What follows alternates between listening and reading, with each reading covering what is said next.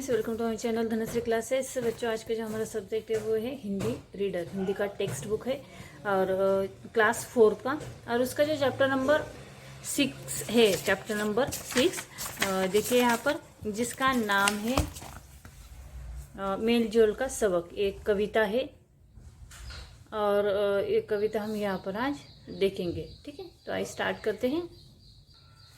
देखिए, कविता का नाम है मेल जोल का सबक। तो इस कविता में आप यहाँ पर देखिए कि एक किसान के 4 पुत्र थे, चारों ही नित लड़ते थे। एक किसान के 4 पुत्र थे, चारों ही नित लड़ते थे। मिलजुल कर वे तनिक न रहते, बात बात पर अड़ते थे। एक किसान था और उसके 4 बेटे थे और वो हर बात पर झगड़ा करते थे। बार बार झगड़ा करते थे। किसी बात पर भी इन चारों का कुछ भी एक मत नहीं होता था। तनिक भी वो एक दूसरे के साथ मिलजुल कर नहीं रहते थे, बार बार झगड़ते थे। बेचारे बूढ़े किसान को चिंता खूब सताती थी। बेचारे बूढ़े किसान को चिंता खूब सताती थी। रात भर सोचा करता, नींद न उसको आती थी। बेचारा वो बूढ़ा किसान था, उसको बहुत चिंता लगती थी कि इन चारों बेटों का क्या होगा। वो चारों ही बहुत झगड़ालू है, एक दूसरे के साथ झगड़ा करते हैं। यह सोचकर उसको रात भर नींद नहीं आती थी। आगे है, सोचा करता था वह उसके बाद बिखर घर जाएगा। सोचा करता था वह उसके बाद बिखर घर जाएगा। पुत्रों की इस उठा पटक की खूब सजा घर पाएगा। उसको लगता था कि उसके बाद ये जो मेरा घर है वो एक संग घर नहीं रहेगा, चारों अलग अलग हो जाएंगे और अपने जो पुत्र है उनकी उठक पटक की खूब सजा इस घर को भुगतनी पड़ेंगी। उनका जो झगड़ा है, उन्हें मिलजुल के एक दूसरे के साथ नहीं रहते, तो इसकी सज़ा हमारे इस घर को मिल जाएगी, ऐसे उसे लगता था। आगे देखिए, एक दिवस बीमार पड़ा वह उसने सबको बुलवाया। फिर चारों को पास रखा, एक छोटा गट्ठा दिखलाया। एक दिन क्या हुआ कि वो बूढ़ा किसान था, वो बहुत बीमार पड़ गया। उसने अपने चारों बेटों को अपने पास बुलाया और फिर चारों को क्या दिया कि चारों को पास रखा, एक छोटा गट्ठा दिखाया। उसके पास एक छोटा गट्ठा था, वो उसने उन उसके बच्चों को दिखाया। पास बुलाकर कहा बड़े से, बेटा तोड़ जरा इसको।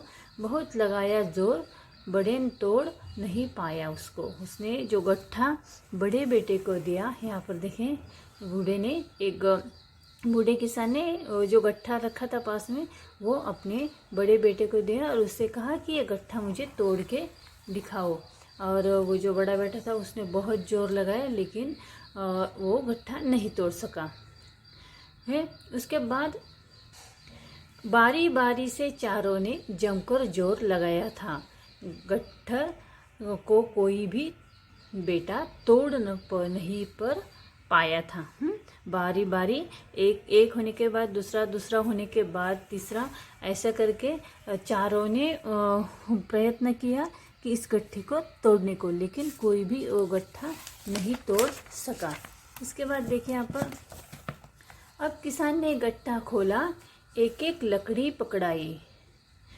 अब किसान ने क्या किया कि वो गट्ठा खोला और एक एक लकड़ी जो थी वो एक एक को दी। चारों ने झट बिना जोर के चट करके चटकाए। चारों ने क्या किया कि बिना जोर लगाए उस जो लकड़ी दी थी उस लकड़ी को तोड़ डाला। देर समय तक तब बूढ़ा बोला, बेटो गट्ठर बन जाओ। देख समय बहुत है, देखकर वो बूढ़ा क्या बोलता है कि बूढ़ा किसान कि बच्चों ये तुम गट्ठा बन जाओ। मेलजोल में ताकत बसती, गीत यही मिलकर गाओ। जब तुम मिलजुल कर एक साथ रहकर साथ एक दूसरे का निभाओगे तो ज़िंदगी में बहुत तरक्की पाओगे और मेलजोल की ताकत बहुत बड़ी होती है। अलग रहे अगर तो कोई भी तोड़ेगा आसानी से। अगर तुम अलग अलग रहोगे तो कोई भी तुम लोगों को आसानी से तोड़ सकता है। मेल जोल का सबक सीख लो बच्चों इसी कहानी से। इस कहानी से क्या सबक मिलता है कि तुम सब मिलजुल कर रहो। अगर अकेले अकेले रहोगे तो बाहर के लोग तुम्हें तोड़ सकेंगे, लेकिन चारों भी अगर साथ रहोगे तो कोई तुम्हारी तरफ आँख उठाकर भी नहीं देखेगा। बात सुनीले आँखों से आंसू गले मिले वो आज सभी।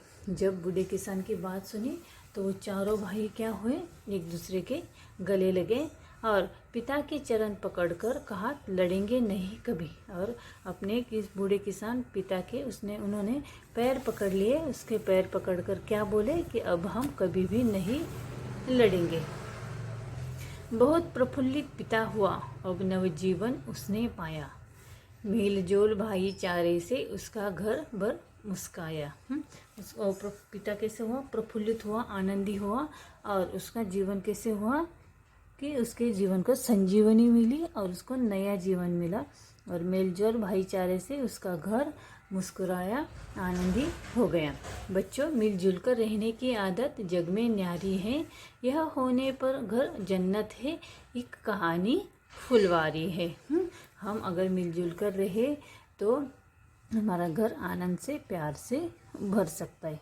ठीक है, इस कहानी से कवि ने यही संदेश दिया है कि हम सब मिलजुल कर साथ साथ अगर रहे तो हमारा घर आनंद से, वातावरण से भर जाएगा और हमारे घर के जो बूढ़े बड़े हैं उन्हें नवजीवन मिलेगा, नव संजीवनी मिलेगी। ठीक है, इस तरह से ये जो कविता है हमने यहाँ पर देखी है, मेलजोल का सबक। आई होप आप लोगों को ज़रूर समझ में आई होगी। ये वीडियो कैसे लगा आप मुझे कमेंट करके ज़रूर बताना। वीडियो अच्छा लगा तो प्लीज़ वीडियो को लाइक करना, शेयर करना, और अगर आप चैनल पे नए हैं तो इसे सब्सक्राइब करना। वीडियो देखने के लिए धन्यवाद।